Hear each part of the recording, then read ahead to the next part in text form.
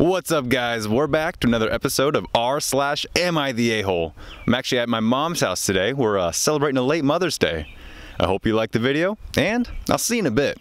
Am I the a-hole for telling my girlfriend there are fundamental differences between being a mom and being a dad?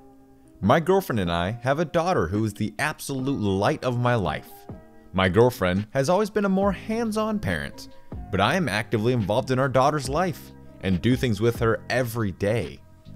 However, my girlfriend often nags me about doing more for our daughter and yells at me for not anticipating what our daughter needs all the time. I point out to her that motherhood and fatherhood are fundamentally different from a biological perspective. From the beginning, she's needed to have more hands-on time with our daughter because of postpartum depression and breastfeeding and such. And these type of things carry on through childhood as our daughter is naturally more used to physical contact and comfort from her mother than from me. My girlfriend did not like this at all and blew up at me, accusing me of being sexist. I'm not sexist, I just think there's a fundamental difference between a mother and her child and a father and his child. And some things come naturally to her that don't come naturally to me. Am I the a-hole for my view? God, what happened to the easy ones? I don't think this guy's an a-hole. That being said though, I don't think it's split down the middle based on physical contact with the child, because I think it's going to be a person-by-person basis. I mean, some mothers are going to be more physically connected, some fathers may be more physically connected to the child. It all just depends on who the parents are, really. Am I the a-hole for telling off a nude woman that my kid saw on the way home from school? I was walking my kid home from school. We're in a pretty nice area, so the windows tend to be huge and on ground level. My child is 6. Suddenly, she laughed and pointed at one of the houses. Inside, there was a completely naked woman leaning down to pick something right in front of the window. We could see everything clear as day.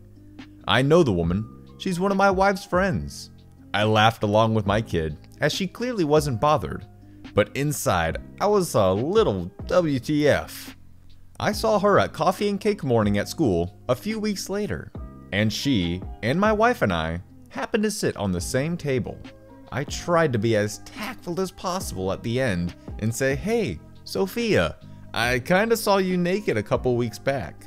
Maybe since you're near the school it would be less awkward to just draw the curtain." She was very offended and told me I was being inappropriate, and I was floored. I was even more floored when my wife agreed with her. I told my wife later that if it was a naked dude, all hell would have broken loose. She wants me to apologize to her friend. Am I the a-hole? Am I going nuts? I think this one is a little on the guy, actually. I think he could be a little at fault here. I think you have complete freedom to do whatever you want in your own home. I mean, as long as she isn't being completely lewd to the children or whatnot. She didn't realize what she was doing. She just happened to be in her house and didn't draw the curtains. So no, I don't blame her. That being said though, I think it couldn't hurt for her to be a little more tactful near a school zone.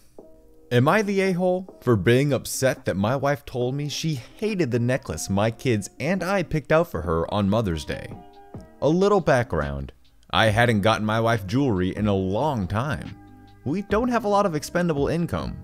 This year, we had some extra money. So I thought for Mother's Day, I would surprise her with a family necklace with our kids' birthstone in it.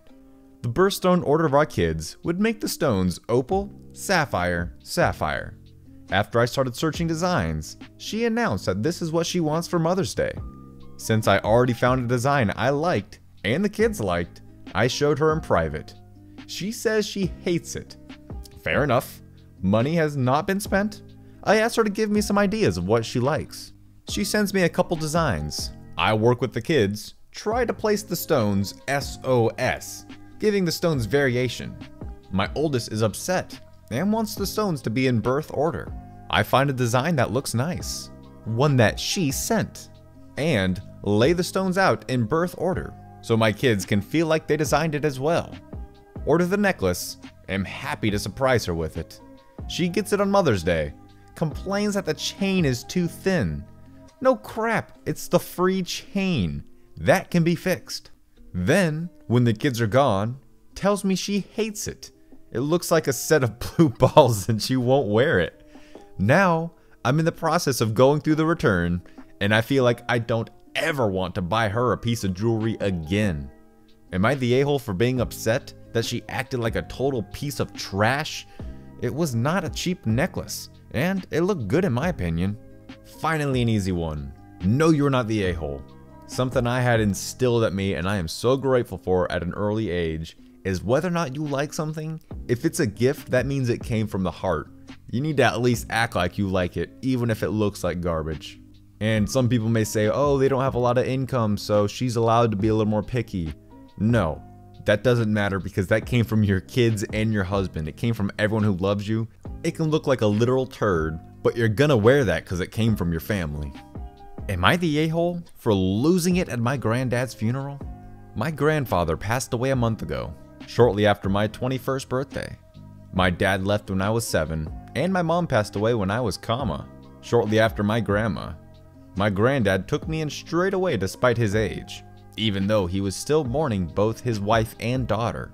Though still deadly sharp, his physical condition wasn't great in the last few years. I'd expressed my worry for him, but he'd always tell me to get lost, and assured me he would still see me through 21. He was the light of my life. When he died, I didn't shed a tear. It's hard for me to explain why, but he was still giving sass on his deathbed, and pinched my arm and told me not to cry, because he wasn't crying. After I left, I received a text from my aunt later that evening, that she was disappointed at me for not being visibly mournful, and apparently him telling me not to was a very poor response. I ignored this, since we're all grieving. I didn't return to that house for 3 days to avoid being alone again. When I did return, I found the shelves empty, bits of furniture missing, and photos taken from the wall. I confronted my aunt immediately, who after some arguing, returned most of what was taken. Maybe she didn't think I'd notice. But not only did she take my granddad's and his dad's service medals, she had sold them as well. Luckily, I found the selling post on Facebook quickly enough, and the man who bought them was happy to return them to me.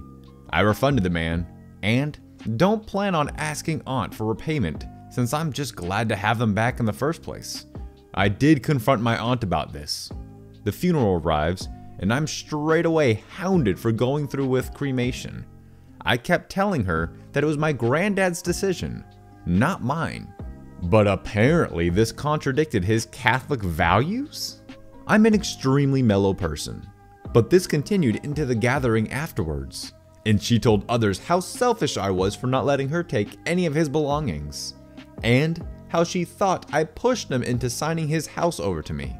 I was soon invited to sit amongst a table of some of his old friends, at which my aunt was sat too. I tried to not pay her any mind, but the conversation soon developed, and she slipped up and told the table that I hadn't let her take a single medal. I lost myself at this, and erupted into a slurry of profanities. My aunt immediately starts crying, and I seize the moment to call her out on selling the medals in the first place. I'm not sorry for the things I said to my aunt, but I'm deeply ashamed of my behavior given the setting. Some people have approached me offering support, to which I have not replied, but I have this immense feeling of guilt in my stomach that I can't shake. I know for sure that I overreacted, but am I the a-hole? Should I apologize to each attendee individually? I'm in a terrible way at the moment, and my mind is all over the place. I feel like I need someone from the outside to tell me what to do. I don't think you're in the wrong, even in the environment you did it, just because she was trying to actively slander your name. So you basically had to set the record straight. Am I the a-hole for moving my TV after an argument with my roommate? So, my roommate, let's call her S, is a good friend of mine, and we've been living together for just under a year. However, since she broke up with her boyfriend, she's bringing a lot of guys over. No problem, you do you. However, I get up for work early on the weekends, which obviously she's well aware of, and recently, she's bringing guys over and making a lot of noise watching TV in the living room, which is close to my bedroom.